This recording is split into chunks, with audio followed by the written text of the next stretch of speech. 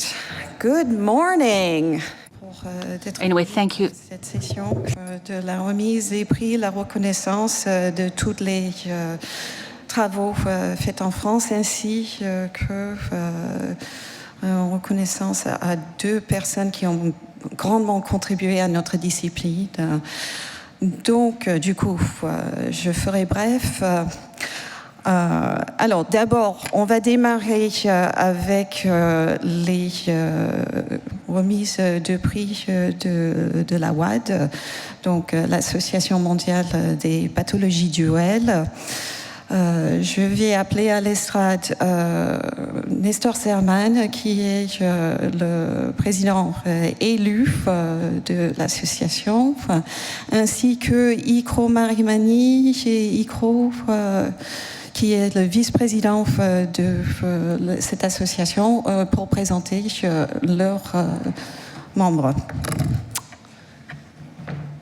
Nestor, Ikro, to you.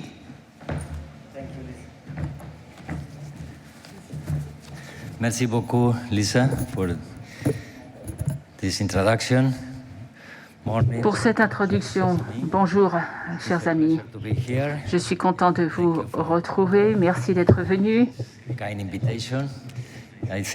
Merci pour votre invitation, qui est une formidable occasion d'avoir cette réunion conjointe WAD Albatros, l'association qui travaille du pathologie duelle, organise plusieurs réunions dans différents pays, se réunit avec d'autres sociétés scientifiques, et l'Albatros étant l'une des meilleures. Et nous apprécions beaucoup d'être ici. Toutes les années, l'Association mondiale reconnaît ou rend hommage à des personnes qui, pendant toute leur carrière, contribuent à mieux connaître ces désordres, cette pathologie duelle. Le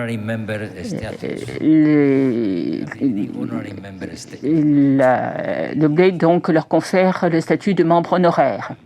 Cette année, à l'unanimité du comité exécutif, cette récompense est attribuée à deux collègues et amis français, Marc Oriacombe et Maurice de Mathéis. Merci à tous les deux. Ah, pardon. Je suis rejoint par le vice-président de Ikro Marimani. Ikro, si tu veux bien approcher. Good friend, Ikro Marimani. Voilà mon ami Ikro Marimani, qui est un de mes amis. Merci d'avoir accepté cette éminente distinction que te confère la WADD. Je voudrais dire quelques mots à propos du professionnalisme de ces deux amis de la WAD. Marc Oriacombe, qui enseigne la psychiatrie et la médecine addictionnelle à Bordeaux, et ceci depuis 2002, et il est professeur associé de psychiatrie à l'université de Pennsylvanie à Philadelphie. Il a été, du moins jusqu'en 2019. Marc Oriacombe a collaboré longuement avec notre association. Il a reçu plusieurs récompenses en 2002. Une autre récompense lui a été attribuée, la plus élevée dans le contexte du traitement des addicts, à Orlando, en Floride. Marc Oriacombe a publié plus de 200 articles dans des revues spécialisées en anglais, en français et en espagnol. Félicitations, Marc.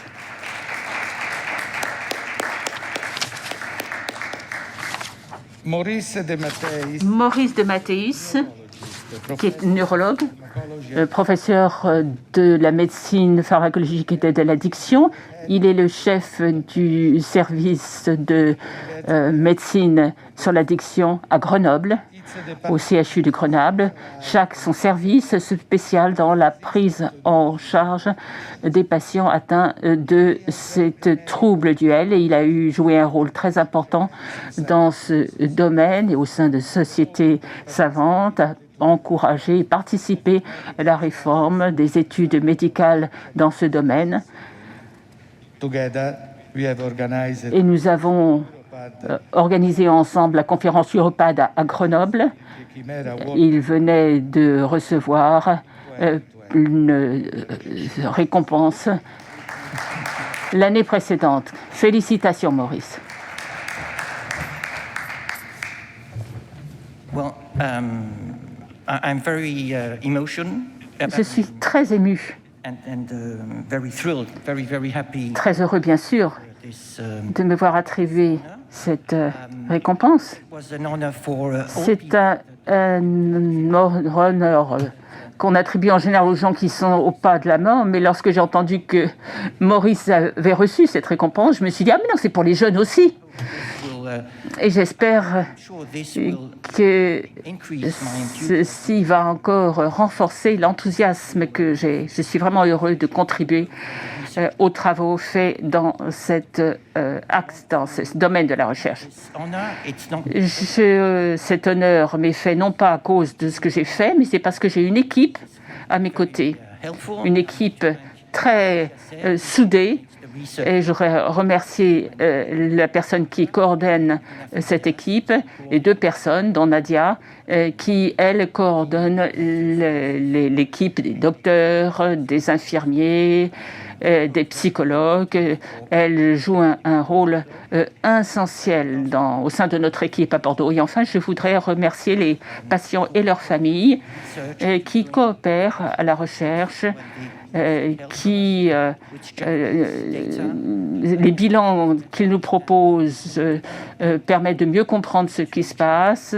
À partir de là, on arrive à prévoir de nouveaux traitements. Et Europa, bien sûr, qui est très, très important pour moi. Félicitations à Maurice et merci à tous. Je vais le faire en français. Merci beaucoup pour cette distinction. J'en suis très, très honoré. Cette distinction a une valeur toute particulière pour moi. D'abord parce qu'il existe d'autres personnes dans le champ qui sont tout autant méritantes, sinon plus, et qui auraient largement mérité cette distinction. Elle a aussi une valeur parce qu'en tant que non-psychiatre, cette reconnaissance internationale dans la pathologie duel, il y a les 3 mots-clés, témoigne de l'ouverture de la dictologie à un enrichissement pluridisciplinaire qui est aujourd'hui incontournable car notre discipline est transversale. C'est ce qui fait sa richesse, mais c'est ce qui fait aussi sa complexité et qui justifie aujourd'hui une reconnaissance en tant que telle de notre discipline. Je rends hommage à Michel Reynaud, qui, depuis de nombreuses années, a été dans cette dynamique et qui a contribué à cette ouverture au développement d'une addictologie moderne et à ce congrès qui nous réunit aujourd'hui. Pour un addictologue relativement jeune dans la discipline, cette distinction est un énorme signe d'encouragement pour en faire toujours plus au bénéfice de nos patients. Évidemment, tout ce que j'ai fait, je ne l'ai pas fait tout seul. Tout ce que je présente depuis des années est le fruit d'une équipe, le fruit d'un travail d'une équipe, d'une petite équipe, mais extrêmement dynamique, à qui je rends hommage. Et au-delà de l'équipe, je remercie toutes les personnes qui m'ont témoigné leur confiance et leur amitié pendant toutes ces années. Ces personnes avec qui se retrouver est toujours un plaisir de l'émulation collective, un plaisir de l'enrichissement et un partage de nos valeurs. Un grand merci.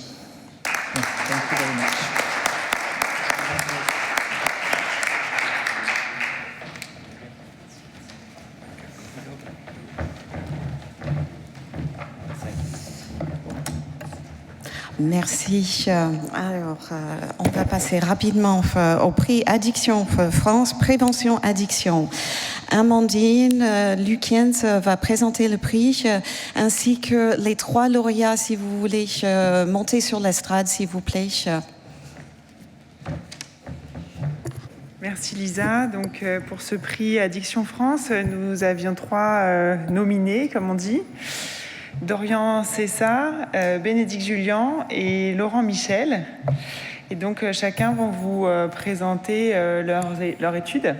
Donc, on va d'abord écouter Dorian Cessa, qui n'est pas là, alors on va l'écouter en dernier. Donc, Bénédicte. Oui, merci. Je reste. Donc merci d'abord pour cet honneur d'être lauréate pour ce prix.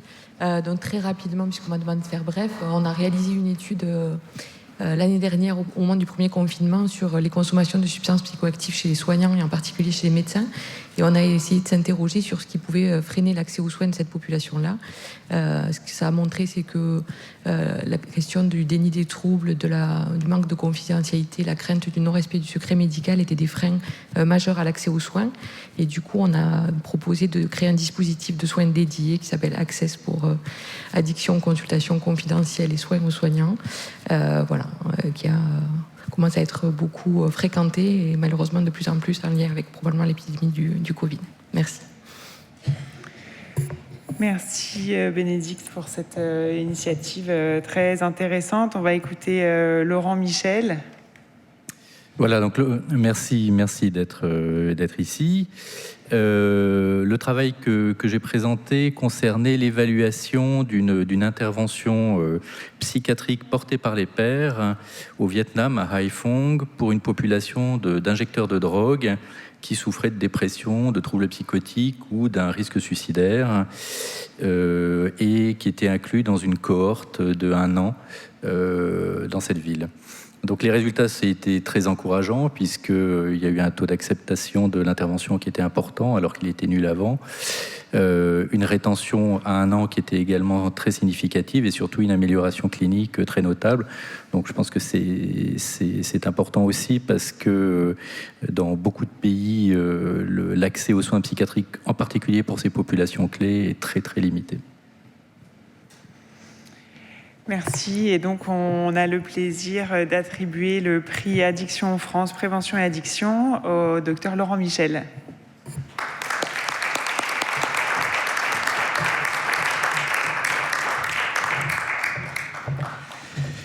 Écoutez, merci beaucoup. C'est évidemment un honneur de voir ce travail récompensé. Je pense que c'est le travail de toute une équipe, beaucoup de monde qui était impliqué dans ce travail, et en particulier les pairs, qui ont fait un travail impressionnant, voire formidable.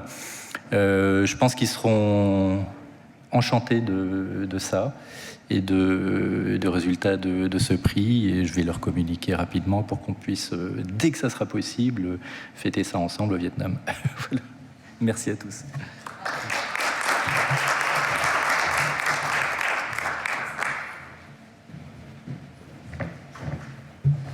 Bravo, merci. Alors ensuite, Philippe Nubucco qui va présenter le prix Addicted Digital Addiction qui a été créé pour commémorer, honorer la carrière et les contributions de Michel Reynaud, notamment dans le domaine de la prise en charge en digital des patients. Philippe. Merci. Donc le prix Michel Reynaud sera remis en présence de Madame Christine Poulikens, représentant le groupe VYV, et de Madame Christelle Cross, représentant le groupe Addict Aid. Donc j'invite pour ce prix les lauréats qui sont Marc Oriacombe, Thomas Lehou et Fouchia Serre.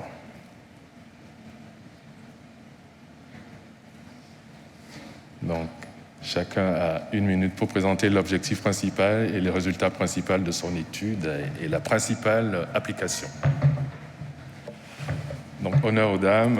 Madame Fouché-Asser.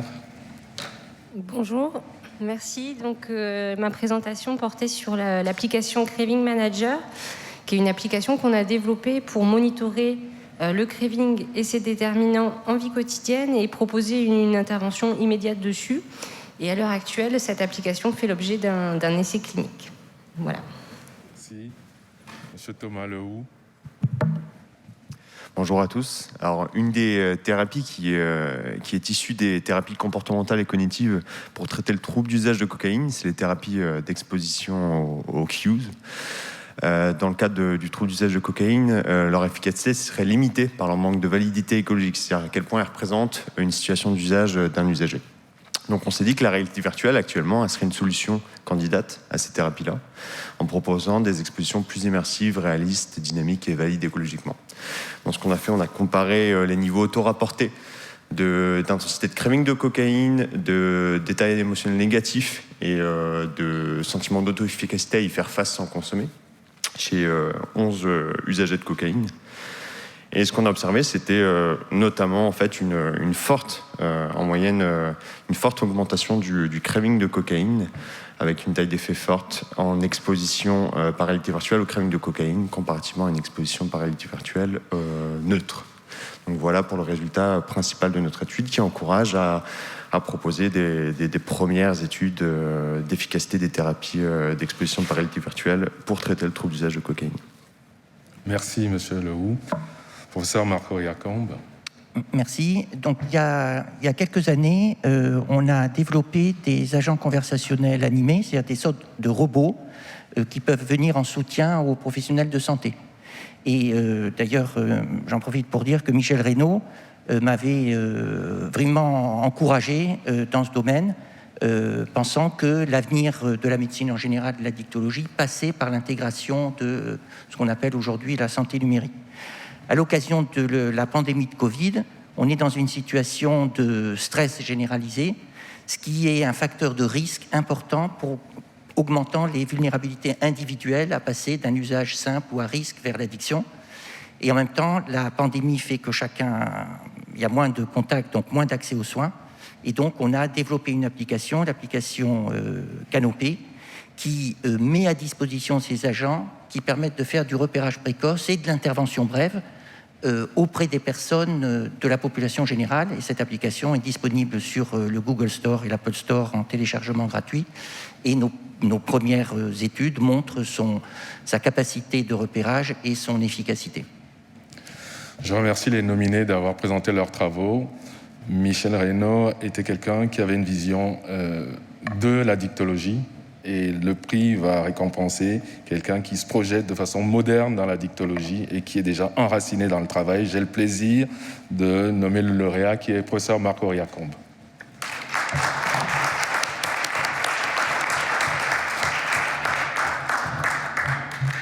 Merci beaucoup. Vraiment, ça me fait grand plaisir. Je suis... moi, j'étais déjà très heureux, embêté, très heureux pour ce prix en hommage à Michel Reynaud que que mon équipe ait été nominée 2 fois. Hein, et donc, je peux que... Je n'ai pas grand-chose à dire. Merci. Et juste pour remercier, comme j'ai dit tout à l'heure, les équipes.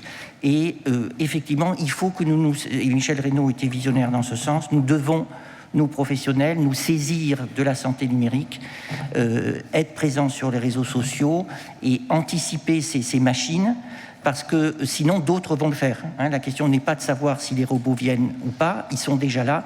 C'est à nous à les maîtriser ou d'autres les maîtriseront pour nous. Merci beaucoup.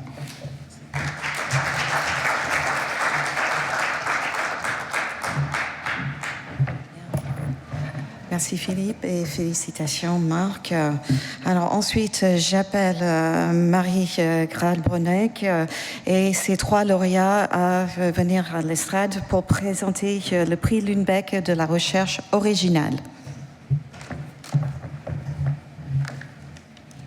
Bonjour à tous. Donc 3 personnes ont été retenues pour concourir au prix de la recherche originale, le prix Lundbeck, que j'appelle à me rejoindre. Donc, il y avait Alexandre Baguet, Nadine Amier et Marlène Sens.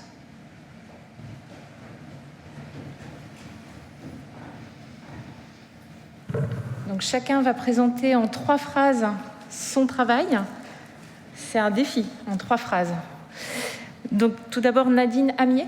Oui. Thank you so much. Merci beaucoup.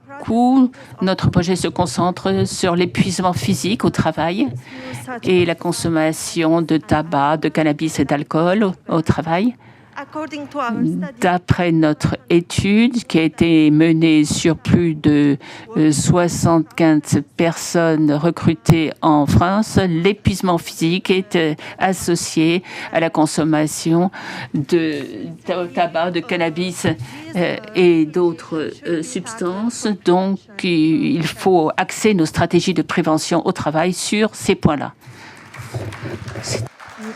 Merci Nadine. Nous allons écouter maintenant Marlène Sens. Bonjour à tous. Notre étude a essayé de voir l'impact des perturbations de la crise Covid sur les consommations d'alcool, sur le craving d'alcool et sur la rechute des patients alcoolodépendants. Donc, ce qui a été très, très intéressant de voir, c'est que les perturbations de la crise ont augmenté le craving, qui lui-même a augmenté le risque de rechute. Donc, ce qu'il faut retenir, c'est que le craving est le meilleur prédicteur de cette rechute et très, très important dans le suivi de tous les patients. Merci Marlène. Merci. Et pour finir, Alexandre Baguet. Bonjour, merci beaucoup, merci au jury. Je suis vraiment très heureux d'être ici et c'est une marque de reconnaissance importante pour une très petite équipe qui débute. C'est vraiment super. Merci beaucoup. On s'est intéressé aux benzodiazépines chez les patients qui présentaient un trouble à l'usage d'alcool et sans surprise, on a trouvé une association forte entre les benzodiazépines au long cours, c'est-à-dire plus de 6 mois, et les troubles liés à l'alcool. À peu près la moitié des patients avaient des benzodiazépines depuis plus de 6 mois. Alors ça, on s'y attendait un peu. On s'attendait aussi à ce que ce soit lié à l'anxiété qu'on a pu mesurer en même temps. Jusque-là, c'était assez raccord avec ce qu'on s'attendait à trouver. Et puis, peut-être plus intéressant, on s'est aperçu qu'en réalité, il y avait 2 groupes de patients. Il y avait ceux qui étaient assez fortement dépendants aux benzodiazépines, ceux qui ne l'étaient pas. Et ce qui les différenciait finalement, c'était pas l'intensité ni l'ancienneté des troubles liés à l'usage d'alcool. Donc ça permet d'ouvrir des perspectives sur ce qui peut vraiment faire le profil de patients à risque. Et on se pose des questions en particulier sur le plan génétique, mais aussi par exemple du microbiote intestinal. Voilà, merci. Merci Alexandre.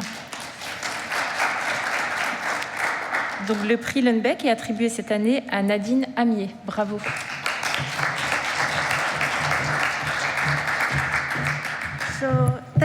Merci beaucoup. Je suis vraiment ravie parce que je suis très jeune et je ne suis pas vraiment médecin. Donc, c'est donc un grand honneur de se voir attribuer cette récompense. Je remercie les membres du jury du prix Lundbeck. Et finalement, je tiens à remercier mon équipe, Constance, pour ce formidable projet.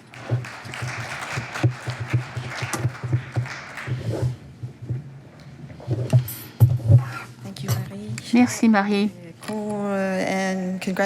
Et félicitations à Nadine. J'appelle Alcool. Benimerad qui va présenter le prix Roche, Addiction et Environnement.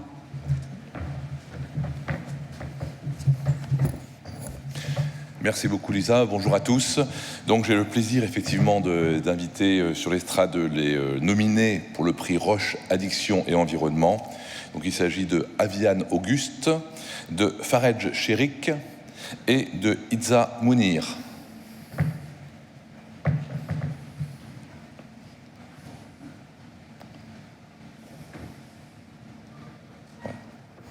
Donc je vous propose chacun d'énoncer brièvement, en quelques phrases, l'objet, la teneur et les conclusions de vos travaux. Je laisse la parole en premier à Itza Mounir. Merci beaucoup. Je souhaitais remercier le docteur Cherik avec qui on a été en collaboration dans cette recherche et le jury de m'avoir permis d'être avec vous ce matin. Alors, en gros, nous avons... C'était une des premières... C'est la première étude qui fait le lien entre la pleine conscience et l'étude du craving de tabac. Et on a découvert que les fumeurs avaient une pleine conscience beaucoup plus basse que les autres. Et plus leur pleine conscience était basse, et plus ils étaient à risque d'augmenter leur consommation de tabac et d'alcool. Voilà. Merci beaucoup. Donc, je laisse la parole à la collègue de Farej, qui a travaillé avec lui sur ce projet. Exactement, voilà, merci. Donc, Dr Bell, du coup, je travaille avec le Dr Chéric et je vais présenter l'étude qu'on a menée pendant le premier confinement. Donc, c'est une étude qui a été menée avec un questionnaire diffusé en ligne sur les réseaux sociaux, avec plus de 1000 réponses et dont le but était de rechercher comment la population générale a géré les émotions ressenties, donc à savoir l'anxiété, la sensation de vide et donc l'ennui, avec des comportements à risque addictifs. Et on a retrouvé principalement des associations significatives entre les deux, c'est-à-dire les émotions donc étudiées et également donc l'augmentation d'un craving pour le tabac, des augmentations de consommation alcool et tabac, une augmentation de l'usage des réseaux sociaux, Internet et jeux vidéo globalement. Voilà, merci. Merci beaucoup. Et pour terminer, les travaux de Aviane Auguste. Oui, bonjour, je suis épidémiologiste au CHU de Guadeloupe. Le projet qu'on a proposé pour ce congrès, c'était un concept sur la première cohorte des usagers de tabac et d'alcool en service d'addictologie en Guadeloupe, en espérant de mesurer, identifier des déterminants spécifiques à notre population en matière d'arrêt de tabac et d'alcool, qui nous permettra d'adapter la politique de santé sur place. Merci. Merci beaucoup. Et donc, le lauréat de ce prix Roche Addiction et Environnement est Aviane Auguste.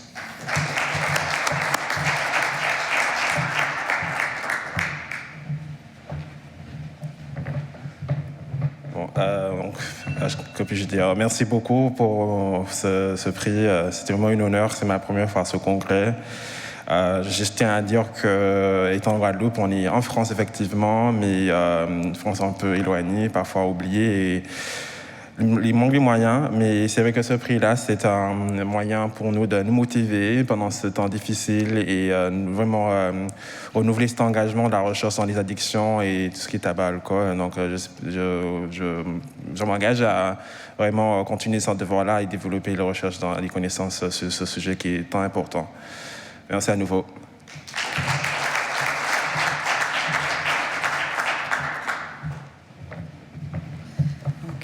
Merci Patrick et félicitations Auguste. Donc du coup, on va clôturer cette session juste en disant merci à tous d'avoir respecté les temps. Je vous félicite encore nos lauréats et je voudrais également vraiment grand merci à la WADD pour leur partenariat dans ce congrès. Donc, merci, bon congrès à tous. Et on attend vos travaux l'année prochaine. C'est pour juin, donc à vos paillasses et à vos recherches. Merci beaucoup.